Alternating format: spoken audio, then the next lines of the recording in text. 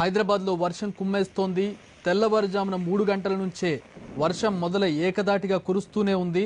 హైదరాబాద్ లోని పలు ప్రాంతాల్లో భారీగా వర్షం కురుస్తోంది. వర్షం కారణంగా పలు ప్రాంతాల్లో విద్యుత్ నిలిపేశారు. ఎడతెరిపి లేకుండా కురుస్తున్న వానతో రోడ్లపైకి నీరు చేరింది. ఇప్పటికే జీహెచ్ఎంసీ అధికారులు లోతట్టు ప్రాంతాల అధికారులు అలర్ట్ గా ఉండాలని అధికారులను హెచ్చరించారు. ఇవాళ రేపు కూడా భారీగా వర్షం కురుస్తుందని వాతావరణ శాఖ హెచ్చరించడంతో ప్రస్తుతం వర్షం ఏకదాటిగా కురుస్తూ ఉన్నటువంటి పరిస్థితి. రాత్రి నుంచి జంట నగరాల్లో జోరుగా వాన కురుస్తుండటంతో రోడ్లు చెరువులను తలపిస్తూ ఉన్నాయి. లోతట్టు ప్రాంతానికి పూర్తిగా నీరు చేరుతూ ఉంది. చాలా ప్రాంతాల్లో పవర్ కట్ ఉంది.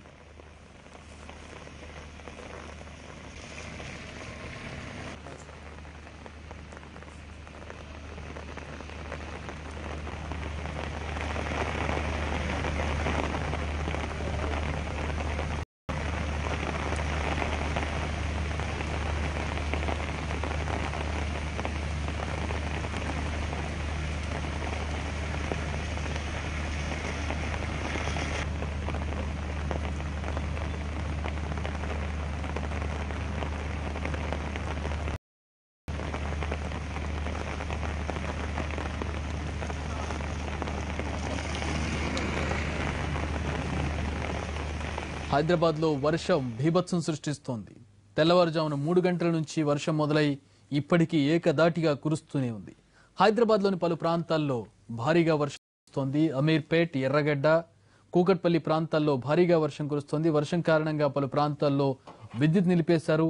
ఎడతెరిపి లేకుండా కురుస్తున్న వానతో రోడ్లపైకి నీరు చేరింది. ఇప్పటికే జీహెచ్ఎంసీ అధికారులు అప్రమత్తమయ్యారు. లోతట్టు ప్రాంతాల అధికారులు అలర్ట్ గా ఉండాలని అధికారులను హెచ్చరించారు. ఇవాళ వర్షం కురుస్తుందని వాతావరణ శాఖ హెచ్చరించింది.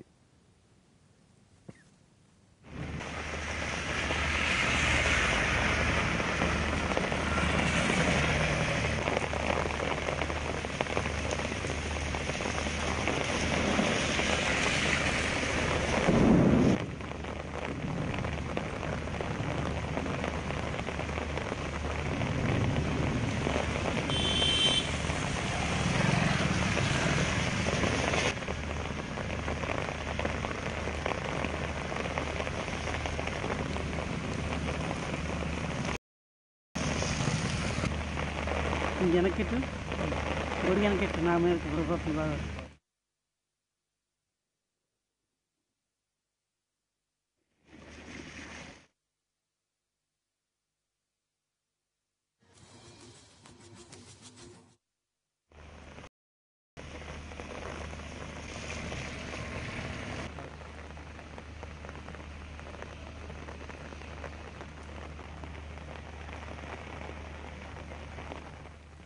రాత్రి నుంచి జంట నగరాల్లో జోరుగా వాన కురుస్తుండటంతో రోడ్లన్నీ చెరువుల్ని తలపిస్తూ ఉన్నాయి. లోతట్టు ప్రాంతాలు జలం, చాలా ప్రాంతాల్లో విద్యుత్ సరఫరా ఆగిపోయింది. అమీర్పేట్, పంజాగుట్ట, ఖైరతాబాద్, మాదాపూర్, ఎర్రగడ్డ, కూకట్పల్లి ప్రాంతాల్లో భారీ వర్షం కురుస్తోంది.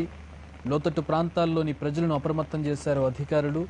లోతట్టు ప్రాంతాల సిబ్బంది అలర్ట్ గా ఉండాలంటూ అధికారులు ఆదేశాలు జారీ చేశారు. రోడ్లు చెరువులను తలపిస్తున్నటువంటి పరిస్థితి.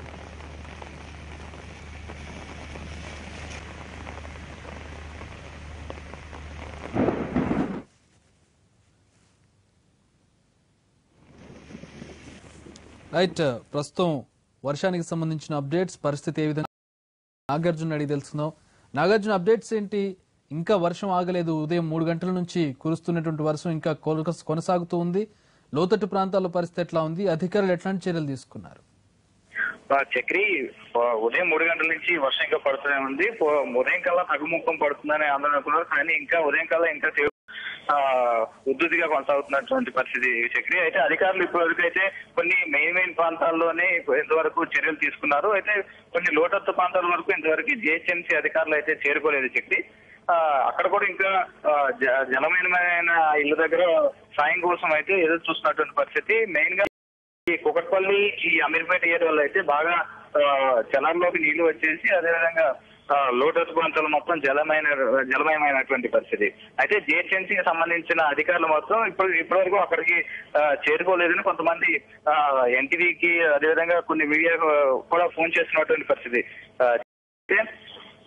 అధికారులు అయితే విద్యుత్ సంబంధించి రాత్రి నుంచి పవర్ కట్ ఉంది, ఎటు కదలేని పరిస్థితి.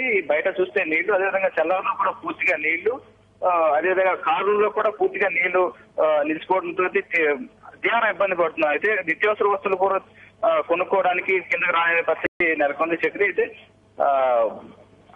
ఎలాంటి పరిస్థితి ఉందంటే బయటకు గొడుగు వేసుకొని బయటకు వచ్చి ఏమైనా తీసుకురాలేని పరిస్థితి కూడా నెలకొంది. అయితే అధికారులు అయితే ఇప్పటి వరకు డ్రైనేజీకి సంబంధించిన అయితే ఎక్కడ డ్రైనేజ్ ఉంది, అదేవిధంగా ఎక్కడ హోల్ ఉంది, మ్యాన్ హోల్ ఉంది, దాన్ని ఓపెన్ చేస్తే క్లియర్ అయిపోతుంది అని చర్యలు తీసుకుందాం అనుకున్న లోపు అక్కడ అసలు ఎక్కడున్నది తెలియని పరిస్థితి. అంత తీవ్ర ఉద్రిక్తో రోడ్డు పైన నీళ్లు ఉన్నటువంటి పరిస్థితి. చక్రి అధికారులు అయితే కొన్ని మెయిన్ ప్రాంతాల్లోనే చర్యలు తీసుకుంటున్నారు, మరికొన్ని ప్రాంతాలకు ఇంతవరకు చేరుకోలేదు. విద్యుత్ అధికారులు కూడా ఇంతవరకు మా దగ్గర రాలేదని అక్కడ thanks for the updates Nagarjuna. ఇదే విషయానికి సంబంధించి మరిన్ని వివరాలు మా ప్రతినిధి దినకర్ నుండి తెలుసుకుందాం. దినకర్, మీ దగ్గర ఉన్న అప్డేట్స్ ఏంటి? ఎట్లాంటి చర్యలు తీసుకుంటున్నారు? ప్రధానంగా ఏ ఏరియాలు ఎక్కువగా ఎఫెక్ట్ అయ్యాయి? అందుతున్న సమాచారం మేర వరకు దాదాపు చందానగర్, ఆ తర్వాత కూకట్పల్లితో పాటు మియాపూర్, గచ్చిబౌలి, ప్రగతి నగర్ తో పాటు చాలా ప్రాంతాల్లో కూడా భారీ నమోదైనట్టుగా మనకు అందుతున్నటువంటి సమాచారం. ఇప్పటికే లోతట్టు ప్రాంతాల్లోకి నీరు వెళ్లిపోయింది. ఎందుకంటే తెల్లవారుజామున 3 గంటల నుంచి వర్షపు జల్లులు ప్రారంభమయ్యాయి. 4 గంటల నుంచి అది తీవ్రత పెరుగుతూ వస్తుంది. ఇప్పుడు కూడా ప్రస్తుతం వర్షం ఇంకా కొనసాగుతున్నటువంటి పరిస్థితి ఉంది. ఎర్రగడ్డ, పంజాగుట్టతో పాటు దాదాపు ప్రధానమైనటువంటి రోడ్లన్నీ కూడా జలమయమైనటువంటి పరిస్థితి ఉంది. వద్ద గత ఏళ్ల తరబడిగా ఉన్నటువంటి సమస్యను పరిష్కరించాలని జిహెచ్ఎంసీ అధికారులు, వాటర్ బోర్డు అధికారులు ప్రయత్నించినా కానీ అక్కడ కూడా వాటర్ చేరుకున్నటువంటి పరిస్థితి. సో ప్రధాన మార్గంలో కూడా నీరు ఎక్కువగా చేరుకుంటున్నటువంటి పరిస్థితి ఉంది. ఇక లోతట్టు ప్రాంతాల్లో, బస్తీల్లో మాత్రం ముందస్తు అలర్ట్ లేకపోవడం మూలంగా ఒకసారిగా కురిసిన వర్షంతో ప్రజలు కూడా ఇబ్బంది పడుతున్నటువంటి పరిస్థితి ఉంది. అయితే చాలా ప్రాంతాల్లో ఈ యొక్క పరిస్థితి కొనసాగుతున్నా కానీ ఇంకా మేజర్ ప్రాంతాల్లో కూడా కురిసే అవకాశం ఉందని చెప్పి వాతావరణ శాఖ, హైదరాబాద్ లో ఉన్నటువంటి అన్ని శాఖల అధికారులు కూడా హెచ్చరికలు జారీ చేయడం జరిగింది. ఇప్పటి వరకు అందుతున్నటువంటి సమాచారం వరకు దాదాపు 2 సెంటీమీటర్ల మేర వరకు వర్షం హైదరాబాద్ వ్యాప్తంగా నమోదైందని చెప్పి కూడా మనకు అందుతున్నటువంటి సమాచారం. ఇది ఇంకా ఇంతకింతకు పెరిగే రోజుతో పాటు రేపు కూడా భారీ వర్షం కురిసే అవకాశం ఉంది. అలాగే ఈ 2 రోజులు అత్యధికంగా ఉంటాయి. ఆ తర్వాత ఇంకా 10 రోజుల పాటు ఈ వర్షం కొనసాగుతుందని చెప్పి ఇప్పటికే వాతావరణ శాఖ హెచ్చరించింది. అధికారులు కూడా అలర్ట్ అయ్యారు. కొన్ని ప్రాంతాల్లో ఓ మోస్తరు వర్షం కురుస్తుండడంతో అక్కడ నిలిచినటువంటి నీటిని కూడా తొలగించాలని చెప్పి జిహెచ్ఎంసీ సర్కిల్ అధికారులందరికీ కూడా కమిషనర్ ఇప్పటికే ఆదేశాలు జారీ చేయడం జరిగింది. సో ప్రస్తుతం అయితే హైదరాబాద్ లో చాలా చోట్ల గుంతలు ఉన్నటువంటి పరిస్థితి. దాదాపు గత వారం కిందటి వరకు పూర్తి చేశామని చెప్పారు. అయితే మరికొన్ని చోట్ల కూడా వాటర్ వర్క్ కానీ, ఆ తర్వాత జిహెచ్ఎంసీ, టెలికాం, అలాగే ఎలక్ట్రిసిటీతో పాటు అలాగే మిగిలినటువంటి శాఖలు ఉన్నటువంటి పనులు చేసుకోవడానికి అంటూ తవ్వినటువంటి గుంతలు దాదాపు ఇంకొక 260 కిలోమీటర్ల మేర పూడ్చాల్సినటువంటి పరిస్థితి ఉంది. ఆ ప్రాంతాల్లో చాలా జాగ్రత్తగా ఉండాలి ప్రజలు. ఎందుకంటే ఆ పనులు ఇంకా పూర్తి కానందున అలానే ఉన్నాయని చెప్పి కూడా అధికారులు చెప్పడం జరిగింది. అయితే వాటిలోకి నీరు చేరుకోవడంతో ఈ పరిస్థితి ఇంకా 10 రోజుల పాటు కూడా కొనసాగే అవకాశం ఉంది. సో ఓవరాల్ గా చూస్తే హైదరాబాద్ లో భారీ వర్షం దాదాపు 4 గంటల నుంచి అధికమైంది, ఇంకా కొనసాగుతుంది. మరొక 2 గంటల పాటు పూర్తిగా మరింత స్పీడ్ గా కురిసే అవకాశం ఉన్న నేపథ్యంలో అందరూ అలర్ట్ గా ఉండాలని చెప్పి అధికారులు హెచ్చరిస్తున్నటువంటి పరిస్థితి కొనసాగుతుందని చెప్పారు. దినకర్, ఇప్పుడు ప్రభుత్వం ముందు నుంచి చెబుతోంది వర్షాకాలం నాటికి ఎలాంటి గుంటలు ఉండకూడదు, ఎలాంటి పనులు నడవకూడదు రోడ్ల మీద అని చెప్పి. ఇప్పుడు ఇంకా గుంటలు మీరు చెప్పినట్లు 160 కిలోమీటర్ల పాటు ఇంకా గుంతలు ఉన్నాయని చెబుతూ ఉన్నారు. సాధారణంగా మనం చూస్తూ ఉంటే రోడ్ల మీద కనీసం బారికేడ్స్ కూడా పెట్టరు, సూచన బోర్డులు కూడా పెట్టరు. వాటిలో మునిగిపోయిన ఘటనలు కూడా లాస్ట్ రైనీ సీజన్ లో చోటు చేసుకున్నాయి. ఇప్పుడు అట్లీస్ట్ ఇప్పుడు ఎలాగో ఆ గుంటలు ఇప్పటికిప్పుడైతే పూడ్చలేరు. తాత్కాలిక చర్యలు ఏమైనా తీసుకునే ప్రయత్నాలు చేస్తూ ఉన్నారా? జరగకుండా ఏ ప్రాంతాల్లో ప్రధానంగా ఈ గుంటలు ఎక్కువగా ఉన్నాయి? అత్యధికంగా అయితే సిటీ శివార్లలో ఉన్న ప్రాంతాల్లో గుంతలు పూడ్చినటువంటి పరిస్థితి ఉంది. అయితే సిటీలో పనులు ఇంకా కొనసాగుతున్న నేపథ్యంలో యూసఫ్గూడతో పాటు ఎర్రగడ్డ, ఆ తర్వాత బోరుబండతో పాటు ఆ తర్వాత ఎక్కువగా ఆనంద్ నగర్ కాలనీలో కూడా ఈ యొక్క పరిస్థితి కొనసాగుతుంది. ఇప్పుడే అందిన వార్త ఏంటంటే బంజారా హిల్స్ రోడ్ నెంబర్ ఒక భారీ చెట్టు కూలిపోయినటువంటి పరిస్థితి ఉంది. అక్కడ తీవ్రమైనటువంటి గాలులు రావడంతో వర్షం దెబ్బకు ప్రధాన రోడ్ నెంబర్ 12 లో భారీగా చెట్లు కూలినటువంటి పరిస్థితి కూడా ఉందని చెప్పి అధికారులు సమాచారం చేరవేయడం జరుగుతుంది. సో ఓవరాల్ గుంటలే అధికంగా హైదరాబాద్ వాసులు కూడా భయపడుతున్నాయని చెప్పవచ్చు. ఎందుకంటే దాదాపు గత ఏడాది గుంతల్లో పడి 5 మంది చనిపోయినటువంటి పరిస్థితి ఉంది. గతం లాంటివి రిపీట్ కాకుండా ఉండాలని చెప్పి ఇప్పటికే మంత్రి కేటీఆర్ హెచ్చరికలు జారీ చేసిన నేపథ్యంలో అధికారులు కూడా అలర్ట్ కావడం జరిగింది. మొత్తం 1200 కిలోమీటర్ల మేర వరకు గుంతలు పూడ్చివేశామని చెప్పి మనకు లెక్కలు చెప్పారు. అయితే మరో 260 కిలోమీటర్లు, దాంట్లో దాదాపు 76 కిలోమీటర్ల జిహెచ్ఎంసీవి, ఆ తర్వాత 60 కిలోమీటర్ల మేర టెలికాం డిపార్ట్మెంట్ కి సంబంధించిన వాళ్ళంతా కూడా గుంతలు పూడ్చాల్సిన పరిస్థితి ఉంది. అయితే ఆ పనులు ఇంకా నిదానంగా సాగుతున్న నేపథ్యంలో ఇంకా గుంతలు ఓపెన్ గా ఉన్నటువంటి పరిస్థితిలో ప్రధాన మార్గాల్లోనే అత్యధికంగా ఉన్నాయి. చాలా నేరో రోడ్డు ఉన్నటువంటి పరిస్థితిలో కూడా గుంతలు పూడ్చకుండా వదిలేటువంటి పరిస్థితి ఉంది. ఆ మార్గాల్లో జాగ్రత్తగా ప్రయాణం చేయాలని చెప్పి కూడా అధికారులు ఈ 2 రోజుల్లో కానీ వర్షం కానీ ఒకవేళ తగ్గితే వాటిని పూర్తి చేసి ఆ తర్వాత పనులు ప్రారంభించాలని చెప్పి ఆయా శాఖలకు కూడా హెచ్చరికలు జారీ చేశామని చెప్పి కమిషనర్ తో ఇందాక మాట్లాడినప్పుడు కూడా చెప్పడం జరిగింది. సో ప్రజలైతే అలర్ట్ గా ఉండాలి. భారీ వర్షాలు కురుస్తున్న నేపథ్యంలో పురాతన భవనాల్లో ఉన్నటువంటి వాళ్ళు, శిథిలావస్థ భవనాల్లో ఉన్నటువంటి వాళ్ళు కూడా అలర్ట్ గా ఉండాలని చెప్పి కూడా అధికారులు కోరుతున్నారు. చూడడానికి సిద్ధంగా ఉన్నటువంటి భవనాల్లో వారికి నోటీసులు ఇచ్చి ఖాళీ చేయమని మేము చెప్పాము. అయినా కానీ వాళ్ళు ఎవరూ రాలేదు. ముంపు నుంచి కాపాడుకోవాలి అంటే ఖచ్చితంగా బయటకు వచ్చి జిహెచ్ఎంసీ ఏర్పాటు చేసినటువంటి షెల్టర్స్ లో ఉండాలని చెప్పి కూడా వాళ్ళు కోరుతున్నారు. అయినా ఇలాంటి భవనాలు దాదాపు హైదరాబాద్ లో మొత్తం సర్కిల్లో 868 భవనాలు ఉన్నాయి. అత్యధికంగా సికింద్రాబాద్ అబిడ్స్ లో ఉన్న నేపథ్యంలో చార్మినార్ లో కూడా ఉన్నటువంటి పరిస్థితి ఉంది. ఏ క్షణం ఏ బిల్డింగ్ అయినా కూలే అవకాశం ఉందని కూడా అధికారులు ఆందోళనకు గురవుతున్నటువంటి పరిస్థితి హైదరాబాద్ లో కొనసాగుతుంది. Thanks for the updates Dinakar. మొత్తానికి వర్షం ఇంకా ఎడతెరిపి లేకుండా కురుస్తూనే ఉంది. రోడ్ నెంబర్ 12 లో ఒక భారీ వృక్షం కూలినట్లుగా తెలుస్తోంది.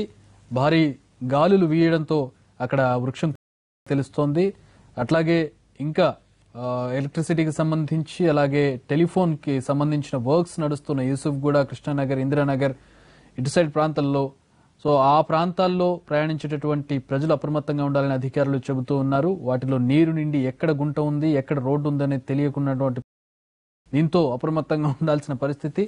అలాగే చాలా ప్రాంతాలు జలమయమయ్యాయి. రోడ్లు ఎక్కడైతే లోతట్టు ప్రాంతాల రోడ్లు ఉన్నాయో పూర్తిగా మునిగిపోయినటువంటి పరిస్థితి.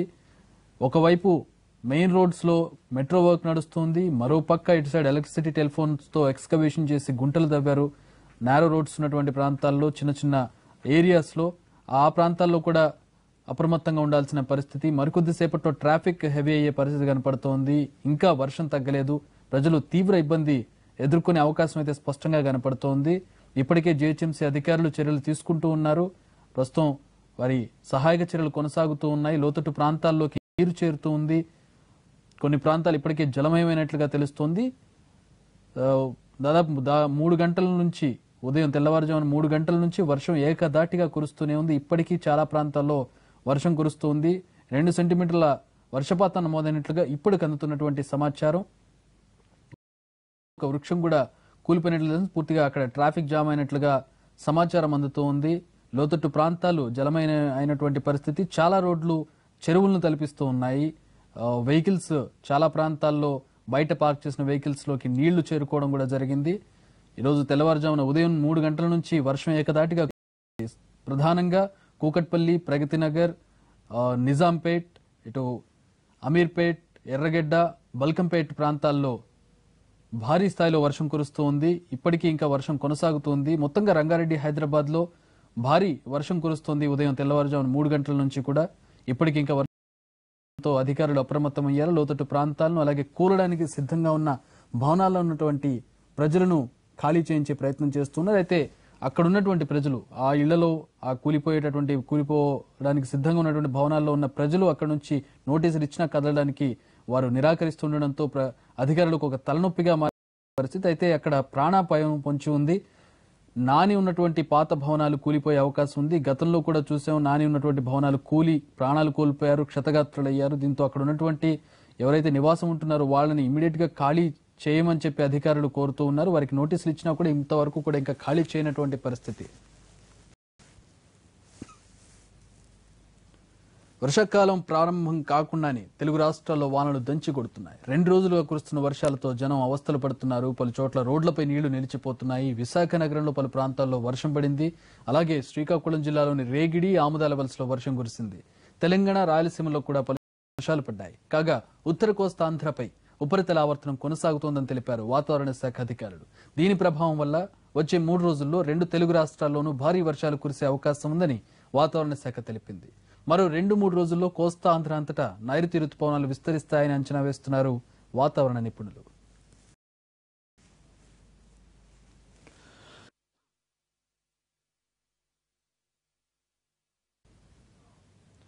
రాజమండ్రిలో భారీ వర్షం కురిసింది. ఇన్నాళ్లు సూర్యుని భగభగలతో ఆపసోపాలు అనుభవించిన ప్రజలు ఒక్కసారిగా కురిసిన భారీ వర్షంతో ఆనందించారు. సాయంత్రం ఆకాశం అంతా ఒక్కసారిగా కారు మబ్బులు గాలులతో వర్షం కురిసింది. ఏకధాటిగా కురిసిన ఈ వర్షానికి రాజమండ్రిలోని రోడ్లన్నీ నీటితో నిండిపోయాయి. రోడ్లన్నీ చెరువులను తలపించాయి.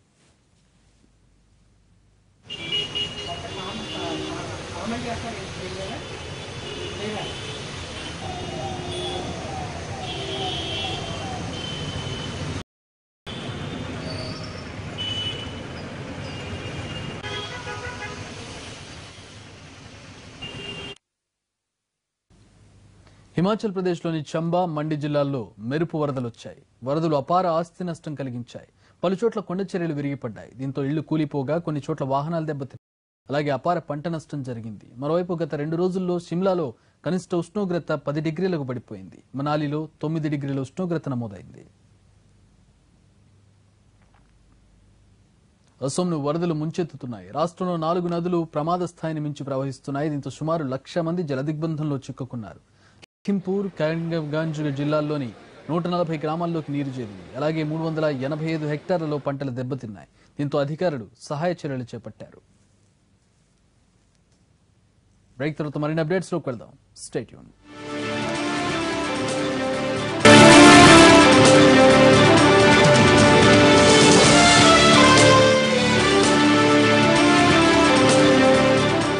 Back to news. పోలీసులు ఎన్ని చర్యలు చేపట్టినా హైదరాబాద్ లో డ్రంక్ అండ్ డ్రైవ్ లు ఆగడం లేదు.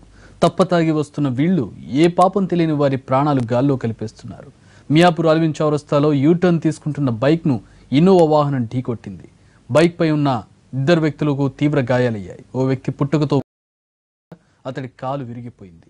మరో వ్యక్తికి బ్రెయిన్ డెడ్ కావడంతో కుటుంబం కన్నీరు మున్నీరవుతోంది.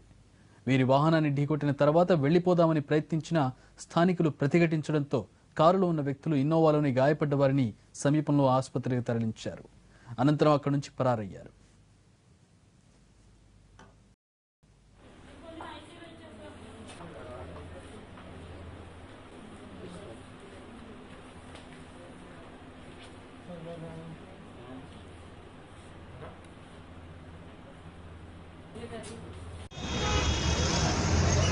అతిథి ముందే రాఘవేంద్ర కాలనీ నుంచి వస్తారు. ఐరన్ చేస్తారు. ఇక్కడ వీళ్ళు ఆంధ్ర షాప్ వీళ్ళది.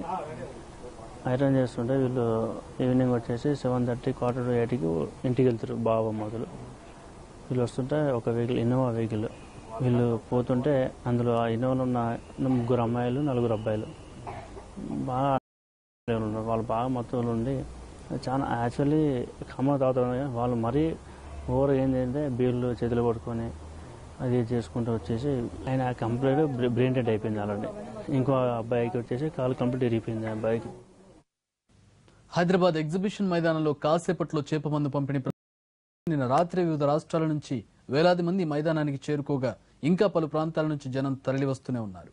24 గంటల పాటు జరిగే చేపమందు ప్రసాదం పంపిణీకి పెద్ద ఎత్తున జనం తరలి వస్తుండడం వల్ల వాళ్ళకి ఎలాంటి ఇబ్బందులు తలెత్తకుండా వివిధ ప్రభుత్వ విభాగాలు ఏర్పాట్లు చేశాయి. అలాగే పలు స్వచ్ఛంద సంస్థలు ఆహారం, మంచినీరు ఉచితంగా సరఫరా చేస్తున్నాయి.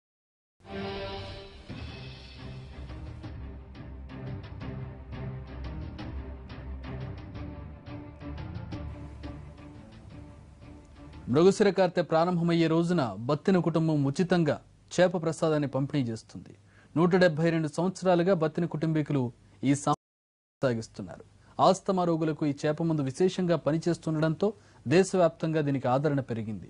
ప్రసాదం పంపిణీ సందర్భంగా ఎలాంటి తొక్కిసలాట్లకు ఆస్కారం లేకుండా పోలీసులు భారీ బందోబస్తు ఏర్పాటు చేశారు. ఎగ్జిబిషన్ మైదానంలో బారికేడ్లను ఏర్పాటు చేశారు. జీహెచ్ఎంసీ, జలమండలి, విద్యుత్, రవాణా, వైద్య ఆరోగ్య శాఖల ఆధ్వర్యంలో ఏర్పాటు చేశారు. మత్స్యశాఖ తరపున సుమారు 2 లక్షల చేప పిల్లలను అందించనున్నారు. నగరంలోని పలు డిపోల నుంచి నాంపల్లి ఎగ్జిబిషన్ మైదానానికి ప్రత్యేక బస్సులు నడపనున్నారు.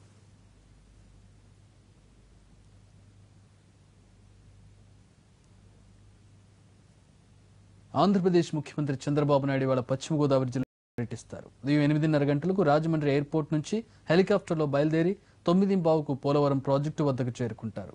అక్కడి నుంచి రోడ్డు మార్గాన వెళ్లి స్పిల్ ఛానల్ పై నిర్మించే ఐకాన్ బ్రిడ్జ్, కాపర్ డ్యాంలకు శంకుస్థాపన చేస్తారు. ఆయన తిరిగి ప్రాజెక్టు క్యాంపు కార్యాలయానికి చేరుకుని జలవనరుల అధికారులు, కాంట్రాక్టర్లతో పనుల పురోగతిపై సమీక్షిస్తారు.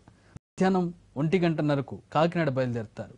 వాతావరణ పరిస్థితులను బట్టి పోలవరం నుంచి హెలికాప్టర్ లేదా రోడ్డు మార్గంలో కాకినాడ చేరుకుంటారు.